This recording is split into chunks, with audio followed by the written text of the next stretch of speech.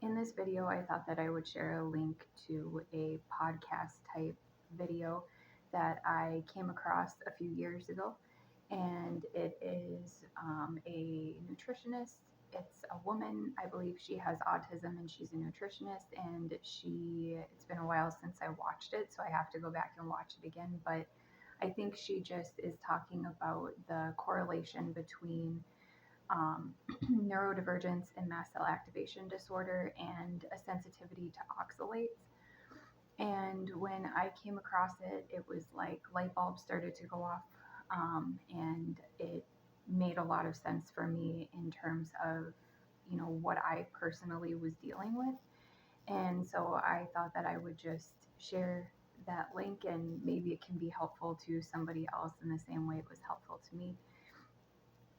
And then I thought that I would talk a little bit about um, some things that I've been doing over this past week since being on cromolyn sodium for quite some time now. I think I've been on it for maybe 6 weeks, maybe a little bit longer than that. I had to gradually start off taking it because I was having some issues at first with it, and then just gradually increased to the dose that was recommended to me to be taking. And so I have been taking the full recommended dose now for, I want to say, about 4 weeks. Um, Maybe, a little less, maybe a little more than that. I'm not really sure, but somewhere around there. I think within these next couple of weeks, it should be built up in my system enough for me to notice the full effects that it's going to give me. So I would say by like mid-March, I should have a pretty good understanding of, the full extent that I think it's going to help me. But I thought that I would just kind of share a little bit about what I've noticed so far since, I've been on it for quite some time, and I have noticed a difference. So, um, I would say that overall, my mast cell symptoms and um, just some other aspects of my chronic health issues are about 35% better, if I were to give like a percentage as to how much it has made a difference for me so far. And to me, that feels like a lot. So I'm by no means cured of anything. I still have histamine kind of issues. I still have some, you know, breakthrough symptoms or flare ups of things. But generally speaking, it is nowhere near, what it was prior to starting the cromolyn, which I'm very thankful for. So it has made a significant difference for me to the point where I'm glad that I started it and I'm glad that I took a chance, with it, despite the fact that I was really nervous, wondering if it was going to make things worse for me. After reading experiences from other people trying it, I was hesitant to try it because it seemed like for a lot of people, it actually did the opposite and it made things worse. And so I was really nervous about that. And at first, it was not very easy, but I'm glad that I stuck with it because overall, it has really made a difference. And I thought that I would just share my experience on it, talk a little bit about it, and um, share some clips of some foods that I've been reintroducing the last week, that I had been avoiding. Some of these foods I had been avoiding for a long time, like a year, maybe even more than a year, um, because they were causing me such bad histamine issues and really causing my symptoms to be, bothersome, I guess. So a lot of these foods that I've been reintroducing now have been higher histamine foods. Um, some of them have been higher oxalate foods, which I've been avoiding, not necessarily for the histamine aspect, but just for the fact that I do think I am sensitive to oxalates, especially after listening to the little podcast that I'm putting in the link, or in the little link that I'm putting in the description. made a lot of sense to me why I was feeling the way that I was after eating foods higher in oxalates, which I was eating a lot of. So I was having a lot of beets, a lot of sweet potatoes, um, and like pinto beans, things like that. And so it made sense, why I was not feeling the greatest. Even some of those foods, like the beets and the sweet potatoes, they're not high in histamine, they're just higher in oxalate. So that makes sense. I've also been avoiding higher oxalate foods because I have been experiencing kidney issues the last few years. I had a few kidney stones a couple of years ago, I would say, and I have one that is currently just kind of sitting, hanging out in my right kidney. My right kidney, I believe. Um, I think it's a 3 millimeter one. So I am just monitoring that one yearly at the doctor's and trying to, just help it to not get worse than that or, become problematic. So just being mindful of the oxalates that I'm consuming, which can be hard because I really like foods that are high in oxalates, but um, I I think that has been an issue for me as well. So I am just reintroducing, like I said, foods that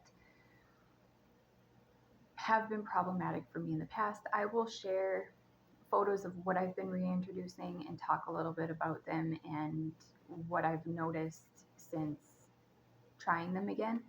My allergist a few weeks ago had encouraged me to start to try foods that maybe I was limiting or avoiding because of the histamine content. Because now that I'm on the cromolyn, the antihistamine, and the Pepsid, which acts as an antihistamine as well, I, to my understanding from what she told me, it should be enough in my system to help me to tolerate some of these foods more, and it can help me to widen, my um, diet a little bit more, get some more nutrition in me, I guess. And so that is my goal and my plan, and that's what I've been doing. So I will just share a little bit about what I've been trying um, and what I notice after eating them, if I notice anything, and yeah, and that will be my video for this week. I am trying to make at least one video a week and kind of challenge myself to make a video talking about something, um, some aspect of my health journey or some aspect of my life, or anything to just kind of, I think, overcome my own personal um,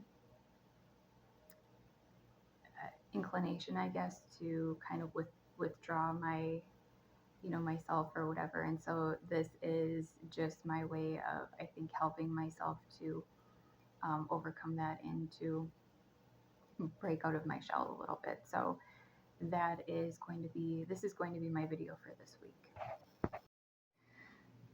It's kind of hard to see, but all that's in here is really just sweet potato that I had made before and then froze and then just reheated it.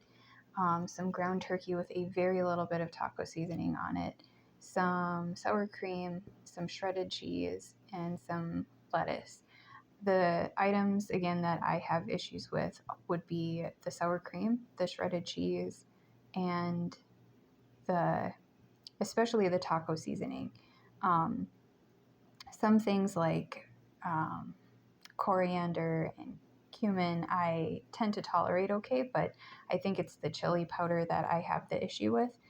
And then the sweet potato I don't eat as much as I used to. So I had shredded cheese last night. I did okay with it. And I've had sour cream lately, and I've done okay with that as well. So I'm hoping that the sweet potato and the taco meat is okay. So I will eat this and then give an update afterwards as to how I feel or if I notice anything.